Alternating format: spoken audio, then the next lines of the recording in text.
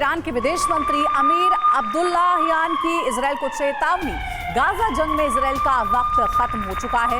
Gaza पर क्रूर हमलों का वक्त खत्म हुआ। नेतन्याहू ने इजराइल की नींव कमजोर की है। तो देखिए ये बयान सामने आ रहा है अब्दुल्लाहियान की ओर से, जिसमें वो कहते हैं कि गाजा पर क्रूर हमलों का वक्त खत्म हो चुका है। नेतन्याहू ने इजराइल की नींव को कमजोर किया है।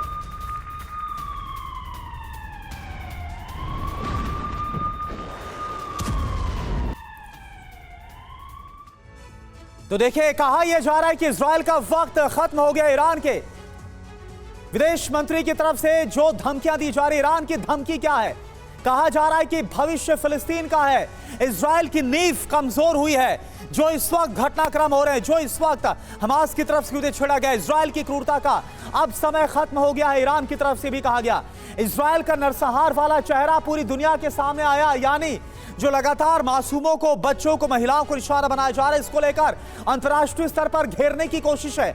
ईरान गाजा के लोगों के साथ है। ये अमीर अब्दुल्लाहियान जो कि विदेश मंत्री है ईरान के, उनकी तरफ से कहा गया। मायने क्या रखते हैं ये जो बयान है, उसके क्या मायने, ये भी देखिए। युद्ध को और ज्यादा भड़काने की साजिश साफ तौर पर नजर आती है। हमास का मनोबल बढ़ाने की कोशिश की गई है, क्योंकि ईरान तो ना सिर्फ साथ खड़ा है अपने बयानों के जरिए, लेकिन लगातार तमाम जो मदद है वो भी पहुंचा रहा है। ट्रेनिंग तक दी गई। मुस्लिम देशों को गाजा का साथ देने का संदेश भी साफ तौर पर सामने आ रहा है ईरान के इस बयान के बाद। अब देखिए हमारे साथ जो खास मेहमान हैं उनका हम रुख करते हैं। पहले आपसे परिचय करा दें। Major general SVP Singh sir as a defence expert हमारे साथ मौजूद हैं। Air marshal Rajesh Kumar sir as a defence expert हमारे साथ मौजूद हैं। पहले मैं आपके पास आना चाहूंगा सिंह सर, जो ईरान के विदेश मंत्री की तरफ से कहा गया, क्या आपको लगता है, क्योंकि देखिए आज एक बहुत बड़ा घटनाक्रम होने वाला है। आज जिस तरह से जो अरब देशों की बैठक होने वाली है, रियाद में ये बैठक होगी, इस पर सबकी नजर है। और उससे पहले ईरान के विदेश मंत्री की तरफ से इतना सब कुछ कहना, और ईरानी राष्ट्रपति 7 साल के बाद ऐसा हुआ है जब इस बैठक में शामिल भी होने वाले हैं। तो इस पूरे घटनाक्रम को आप कैसे देखते हैं? सबसे पहले ईरान के विदेश मंत्री की जो स्टेटमेंट है उसमें डबल मैंने निकाल सकते हैं। एक साइड में ईरान हिजबुल्लाह को रोकता है, एक थ्रेट बना के रखा हुआ है जो कि शिया ग्रुप है। दूसरा हमास को एक्टिव लड़ाई के लिए बोल रहा है जो कि सुन्नी है। इसमें बहुत ज़्यादा संदेश समझे हम कि सुन्नी मुस्लिम और शिया मुस्लिम की एकता हमेशा खतरे में रहेगी, डाउटफुल रहेगी। दूसरा ये जो मीट हो रही है इसमें 4 बड़े मुद्दे सऊदी अरेबिया पेश करने की अंदेशा है, और वो है सबसे पहले कि सीज़ फायरिंग हो।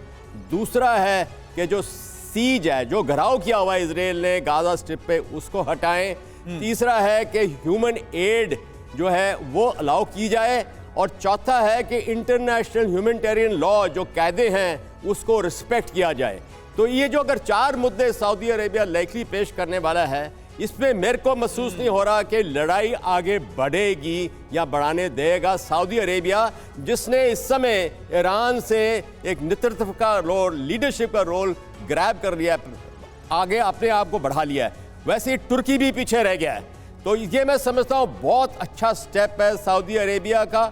और जो इमाम मक्का का जिसने स्टेटमेंट दी है, मैं समझता हूँ कि MBS के साथ एक तालमेल होते हुए एक शांति की तरफ कोशिश की जाएगी, और ज़्यादा अहम उसका रहेगा। ठीक है, तो आपको लगता है कि शांति की तरफ कुछ कदम बढ़ सकते हैं, लेकिन हालांकि अभी जो इसके अलावा देखने को मिल रहा है, चाहे हिजबुल्लाह हो या फिर हूती हो, वो लगातार अपना सर उठाते नजर आ रहा है और इजराइल को टारगेट पर ले रहा है।